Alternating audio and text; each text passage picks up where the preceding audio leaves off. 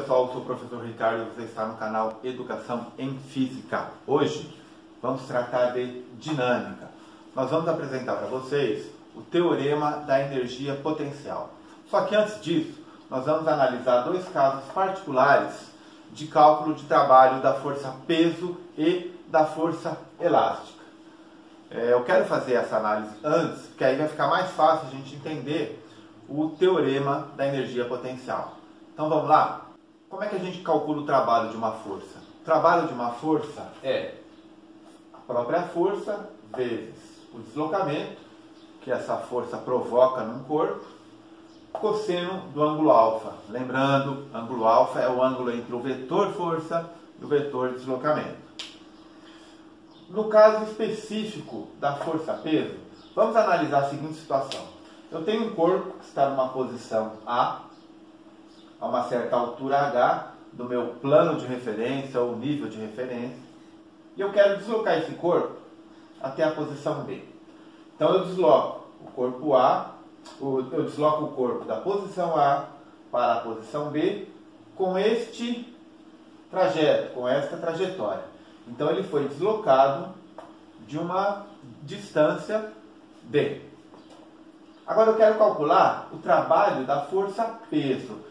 É óbvio, né, pessoal? Para eu deslocar esse corpo da posição A para a posição B, não é só a força peso que está envolvida. Mas aqui eu quero calcular o trabalho da força peso. Então vamos analisar aqui, ó. O trabalho da força peso, então é a própria força peso vezes quem que é o deslocamento. Agora vamos olhar aqui, ó. Essa situação, deslocamento do ponto A para o ponto B, eu desenhei aqui embaixo e a gente pode perceber que a gente forma um triângulo retângulo entre a posição A, vou colocar aqui, né? A posição A, a posição B, o deslocamento e a altura em que o corpo se encontrava do ponto A em relação ao nosso plano de referência.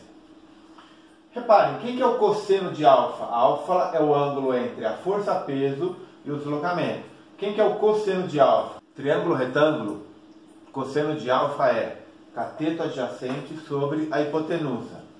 O cateto adjacente é o H e a hipotenusa é o D. Posso substituir aqui, ó, cosseno de alfa por H sobre D?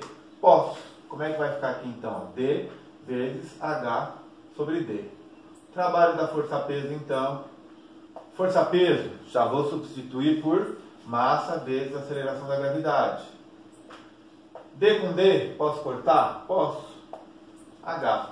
Então, chegamos à conclusão aqui, ó, que o trabalho da força-peso é igual mgh. Agora, reparem, nós vamos fazer uma outra conclusão aqui, muito importante. Se o meu deslocamento, ao invés de ser do ponto A até o ponto B, através da trajetória, essa trajetória que é uma reta, se o corpo viesse até um ponto C, que eu vou colocar aqui, ó, até um certo ponto C, e depois se deslocasse do ponto A até o ponto C e depois do ponto C até o ponto B. Vamos calcular o trabalho da força-peso? Primeiro, o trabalho da força-peso do ponto A até o ponto C. A gente já viu que o trabalho da força-peso é igual à própria força-peso, né? mg. Quem que é o deslocamento agora? É o próprio H, não é? Então já posso colocar aqui. O ângulo, cosseno do ângulo alfa. Força-peso para baixo, deslocamento para baixo, o ângulo é 0, cosseno é 1. Trabalho da força-peso para ir de A até C, vamos colocar aqui, né? De A até C, mgh. E agora o trabalho da força-peso para ir de C até B, vamos calcular? Então, o trabalho da força-peso para ir de C até B seria o quê?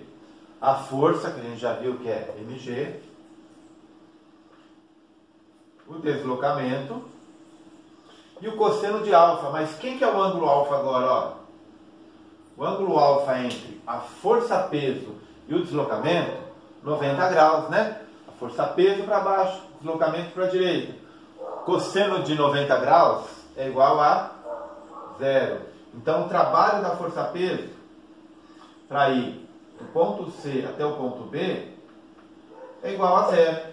Então nós podemos concluir que o trabalho da força-peso para ir do ponto A até o ponto B sempre será dado por mgh, onde esse h é a altura do corpo em relação ao plano de referência. Independe da trajetória.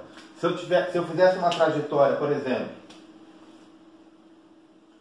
desse tipo aqui, eu poderia calcular o trabalho da força-peso sempre como mgh.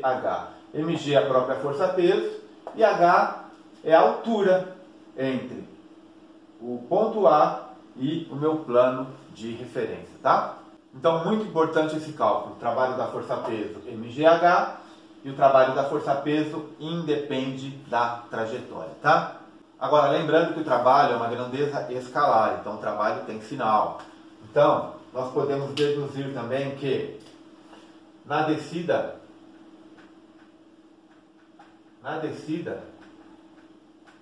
repare, a força-peso e o deslocamento apontam na mesma direção.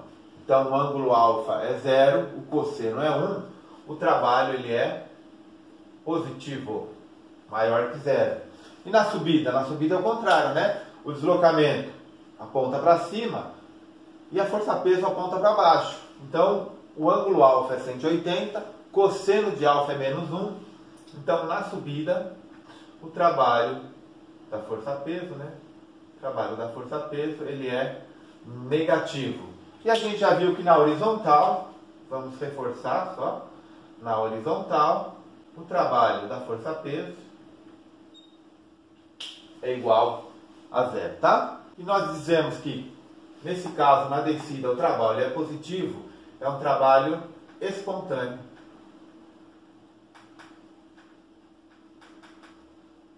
Óbvio, né? O corpo cai espontaneamente. E na subida? Na subida é um trabalho forçado. O que isso quer dizer? Que para o corpo subir, vai ter que ter uma outra força atuando, além da força-peso, tá? Bom, vou sair aqui da frente do quadro, para vocês darem um print nessa tela, e a gente volta para falar do trabalho da força elástica. Pessoal, agora nós vamos calcular o trabalho da força elástica. Então, imagine a seguinte situação. Eu tenho aqui um bloco apoiado numa superfície horizontal, preso a uma mola. Neste instante a mola está em repouso, ou seja, ela não está nem comprimida, nem esticada. Então aqui está o meu, posição original, posição sem deformação da mola. Aí eu aplico uma certa força nessa mola, puxo essa mola, certo?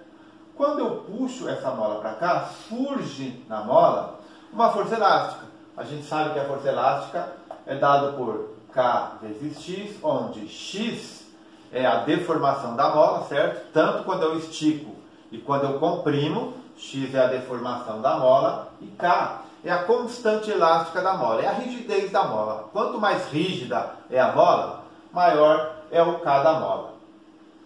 Para eu calcular então o trabalho da força elástica, cuidado, a gente está falando da força elástica, eu não estou falando dessa força F que está deformando a mola. O trabalho da força elástica, nós podemos calcular da seguinte forma, O trabalho da força elástica é igual a força elástica, que é Kx, K vezes X, vezes o deslocamento, vezes o cosseno do ângulo alfa. Neste caso aqui, o meu deslocamento é o próprio x. Então eu posso substituir aqui, vamos ver o que vai acontecer. Trabalho da força elástica, K vezes x vezes cosseno de alfa. Será que eu posso afirmar que o trabalho da força elástica é igual a kx² vezes cosseno de alfa? Não, pessoal, não. Isso aqui, esse cálculo está errado. Por quê? Porque a força elástica ela não é constante, ela depende da deformação. Então eu não posso aplicar essa fórmula aqui, porque o meu x ele é variável. Conforme eu estico ou conforme eu comprimo a mola, essa distância d, o deslocamento d, que é o mesmo x da deformação da mola, ele varia. Então eu não posso calcular dessa forma. Então como é que a gente calcula o trabalho da força elástica? Eu vou desenhar aqui e a gente já mostra. Então está aqui, ó, um gráfico da força elástica em função da deformação x. Reparem, a força elástica é diretamente proporcional a essa deformação x.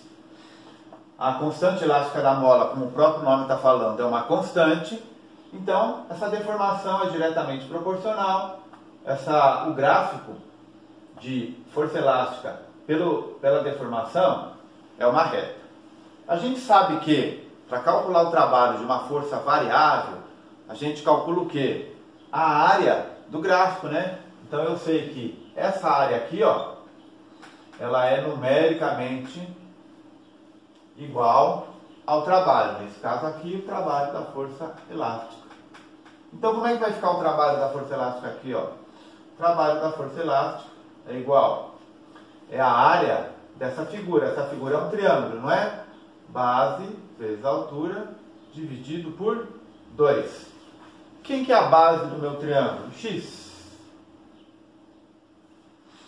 Quem que é a altura do meu triângulo? A própria força elástica. Tudo isso dividido por 2. Força elástica, K vezes X. Tudo isso dividido por 2. Então, reparem, o trabalho da força elástica é exatamente igual a K, x quadrado, dividido por 2. Tá? Cuidado, hein? Não vamos fazer o erro de simplesmente substituir a força elástica nessa fórmula do trabalho, que a força elástica ela é variável. Não podemos usar diretamente essa fórmula. Como é que a gente calcula então? Através do gráfico força elástica pela deformação x. Agora vamos analisar o sinal do trabalho. O trabalho é uma grandeza escalar, pode ser positivo ou negativo. O bloco está na posição O, ele é esticado, a mola é esticada, né? Ele é deslocado até a posição A. Repare, deslocamento num sentido, a força elástica no outro sentido. O ângulo entre o deslocamento e a força elástica, quanto que é 180? E o cosseno de 180 é menos 1. Então podemos afirmar que, vou colocar aqui, ó, quando a deformação aumenta, o trabalho ele é negativo. O trabalho da força elástica ele é negativo. E quando a deformação diminui? Repare agora. Chegou no ponto A, eu paro de aplicar a força F, não tem atrito, não tem resistência do ar. O que acontece com o bloco? Ele tende a voltar à posição original, porque a força elástica agora está puxando o bloco. Então o deslocamento e a força elástica, os dois mesma direção e sentido, o ângulo é 0, o cosseno é 1. Então quando a deformação diminui, o trabalho é positivo.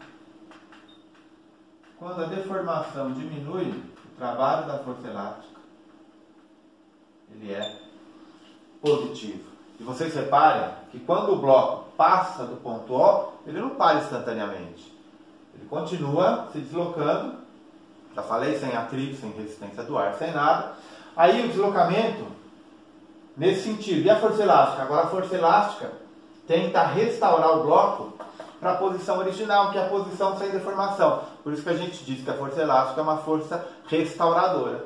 Então, quando a mola está sendo comprimida, o bloco está se deslocando para lá, o deslocamento nesse sentido, a força elástica nesse sentido, ou seja, uma deformação que está aumentando, né? Está saindo da posição de repouso e a deformação aumenta, também o trabalho é negativo. E o contrário, o bloco chega até aqui e volta, aí o deslocamento nesse sentido, a força elástica nesse sentido, ou seja, a deformação está diminuindo para chegar nessa posição de repouso, o trabalho é positivo. Tá certo, pessoal? Então vou sair daqui, vocês darem um print nessa tela. Pessoal, então vamos definir o que é energia potencial gravitacional e vamos associar essa energia potencial gravitacional ao trabalho da força-peso.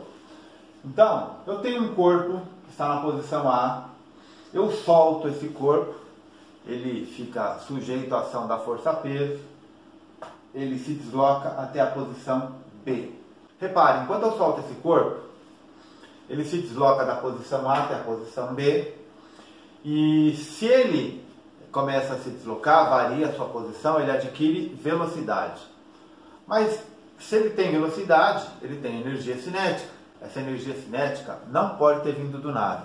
Então eu posso concluir que no ponto A ele tinha uma certa energia armazenada com potencial de gerar movimento, provocar movimento nesse corpo. E essa energia, quando eu solto aqui o corpo, se transforma em energia cinética. Nós definimos essa energia como energia potencial gravitacional. Qual que é a definição de energia potencial gravitacional, então? Ela é dada por a massa do corpo, a aceleração da gravidade naquele ponto e a altura h. Reparem, essa altura h é em relação ao corpo, ao meu plano de referência, meu nível de referência. Reparem que esse nível de referência aqui, ele é aleatório, nem sempre é o solo, nem sempre é o chão da terra. Dependendo da minha conveniência, eu posso estabelecer esse plano de referência aqui, ou aqui, ou aqui, não importa. O que importa é saber que quando eu calculo a energia potencial gravitacional de um corpo em relação ao nível de referência, ao plano de referência, a altura h que eu considero é entre o corpo e esse plano de referência. Tá? Isso é muito útil para resolver certos problemas. Como é que eu associo então essa energia potencial gravitacional ao trabalho? Vamos lembrar a fórmula do trabalho da força-peso? A gente viu que a fórmula, o trabalho para a força-peso, era exatamente isso, né? mgh. Mas, quem que é o meu h aqui, ó, quando ele vai de A até B? É o D, né? mg. Só que o D, eu posso afirmar que é HA menos HB, ó. H daqui até aqui, o D é daqui até aqui, o meu D é HA menos HB. Posso multiplicar aqui, então, vai ficar mgha menos mghb. Olha, quem é mgha? É a energia potencial no ponto A, a mesma coisa para o ponto B. Então eu posso dizer que o trabalho da força-peso é igual a energia potencial gravitacional em A menos a energia potencial gravitacional em B.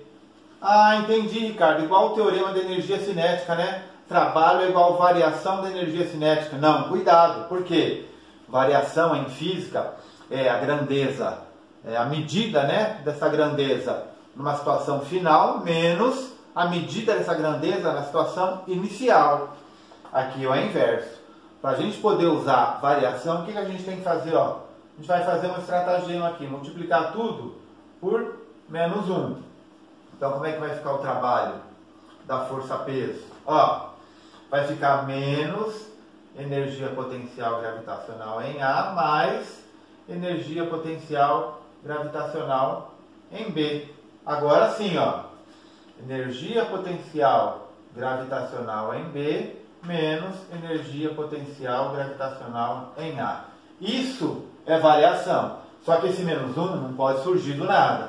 Então como é que fica o trabalho da força-peso? Menos a variação da energia potencial gravitacional, tá? Entendendo esse menos? Eu multipliquei por menos aqui, agora eu tenho que multiplicar por menos de novo para voltar à minha situação inicial. Então ele fica parecido com o teorema da energia cinética, mas cuidado, trabalho da força resultante relacionado com a energia cinética é trabalho da força resultante igual variação da energia cinética. Aqui no caso, o trabalho da força-peso é menos a variação da energia potencial gravitacional, certo? E lembrando que energia é dada em joule, trabalho é dado em joule, né? Nunca é demais relembrar. Unidade da energia potencial gravitacional é o joule também, certo? Então vou sair aqui da frente, vocês darem um print nessa tela. Aí a gente volta para falar sobre energia potencial elástica. Não sai daí que eu já venho. Pessoal, agora a gente vai definir energia potencial elástica e vai calcular o trabalho da força elástica. Semelhante, o mesmo processo que a gente fez para definir energia potencial gravitacional e o trabalho da força peso. Então aqui a gente tem um bloco, aplicamos uma força nesse bloco. O bloco, se a mola é comprimida ou esticada, surge uma força elástica. Então vamos supor que eu apliquei uma força F nesse bloco. Vamos colocar aqui, né? Apliquei uma força F nesse bloco, ó. Força F está para cá, certo? O que acontece? O que acontece nesse bloco? Vai surgir uma força elástica. Essa força elástica, ela tem essa direção e sentido. Essa força elástica ela é restauradora, ela quer trazer o bloco de volta à posição de repouso. Então, se eu comprimo essa mola até um certo ponto A, por exemplo, e solto, deixo de aplicar essa força F, essa mola ela começa a se movimentar nessa direção, graças à força elástica. Se ela se movimenta, varia a sua posição, ela tem energia cinética, mas essa energia cinética não veio do nada. Então nós podemos concluir que no ponto A, essa mola tinha uma certa energia potencial. E como é que a gente define, como é que a gente calcula então a energia potencial associado a esse bloco, a essa mola, nesta posição? Energia potencial elástica é igual a constante elástica da mola K, x² dividido por 2, onde x a gente sabe é a deformação da mola. Cuidado! Quando a gente fala deformação, é tanto esticar a mola quanto comprimir a mola, tá? Deformação, então, é o quanto que essa mola é esticada ou comprimida em relação à sua posição de repouso. E o trabalho da força elástica? Menos variação da energia potencial elástica. Da mesma forma que a gente viu que o trabalho da força peso era menos a variação da energia potencial gravitacional, ou energia potencial elástica inicial menos energia potencial elástica final. Pessoal, vou sair aqui da frente do quadro, vocês darem um print, e aí agora a gente vem com o exercício de aplicação. Tente fazer, que logo a gente mostra a resolução, tá?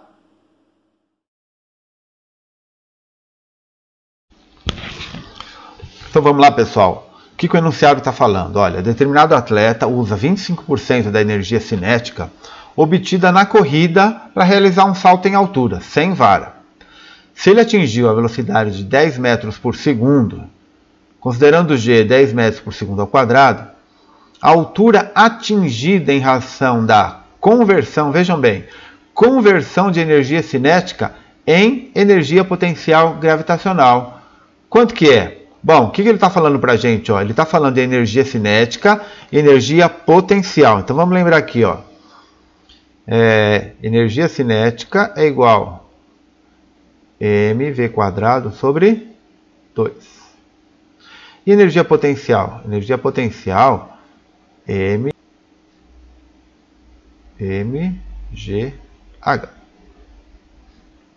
Só que ele está falando que 25%, então 25% da energia cinética, ele converte em energia potencial, certo? Então se eu achar a energia cinética, eu acho a energia potencial. Outra coisa que ele falou, a velocidade que ele atingiu na hora da conversão, quer dizer, a hora que ele salta, né? Ele está correndo, vem e salta. Aí ele converte a energia cinética em energia potencial. E g 10 metros por segundo ao quadrado. Bom, primeira coisa então, vamos achar a energia cinética. Ó. mv² sobre 2. Ricardo, ele não deu a massa. Calma, não tem problema. Vamos calcular sem massa mesmo, depois a gente vê o que que dá. mv é 10 ao quadrado 10 ao quadrado, tudo isso dividido por 2. Energia cinética, então, ó, m vezes 10 ao quadrado, 100, dividido por 2, 50. Então, essa é a energia cinética, né? 50 vezes m, 50 vezes a massa. E eu sei que 25% disso aqui, ele vai converter em energia potencial. Então, vamos colocar aqui, ó. A energia potencial que ele vai atingir é igual a 25% da energia cinética, certo? Quem que é a energia potencial? mGh. 25% de quem? De 50m.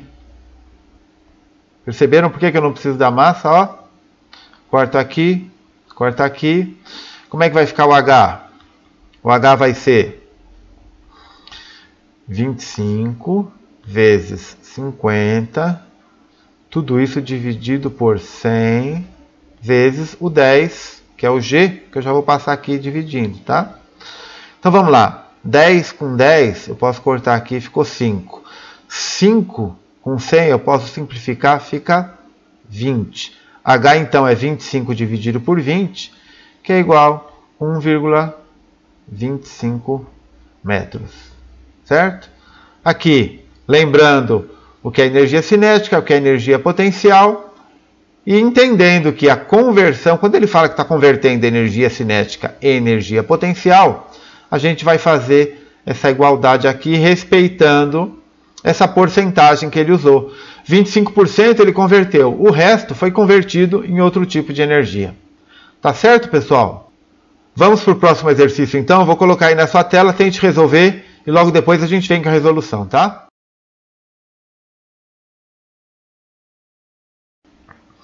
Pessoal, olha a situação que o enunciado propõe. Um tijolo de peso P encontra-se em repouso, suspenso por uma mola de constante elástica K, como mostra a figura. Então, cuidado. O tijolo está em repouso, ou seja, o sistema está em equilíbrio. Admitindo que a energia potencial elástica da mola é nula quando não está comprimida nem distendida, pode-se afirmar que, na situação de equilíbrio, a energia potencial é igual a... Então, vamos analisar aqui, ó. Qual que é a situação de equilíbrio? Então, vamos desenhar aqui a situação de equilíbrio, ó. Vou desenhar a situação de equilíbrio aqui de lado. Então, está aqui o nosso tijolo. Quais são as forças que estão agindo no tijolo? Força-peso e a força elástica. Esta é a situação de equilíbrio.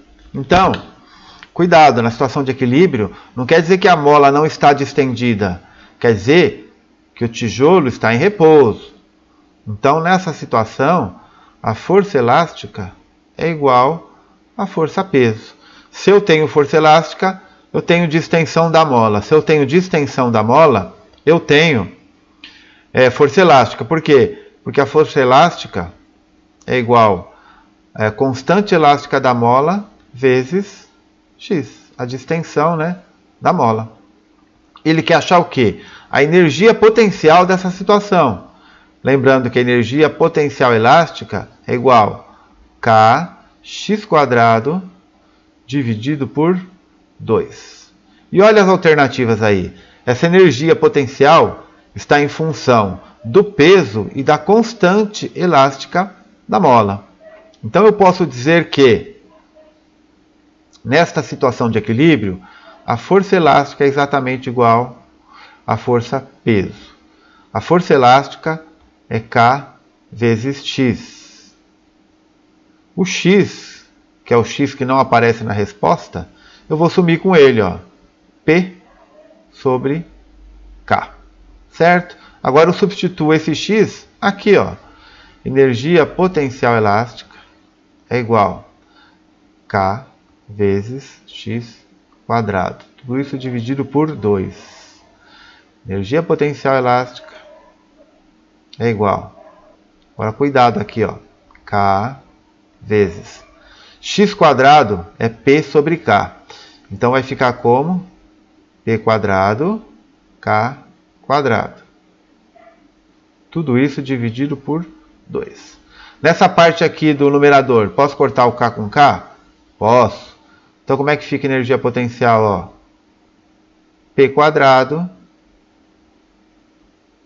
sobre K sobre 2. P quadrado dividido por 2K. Certo?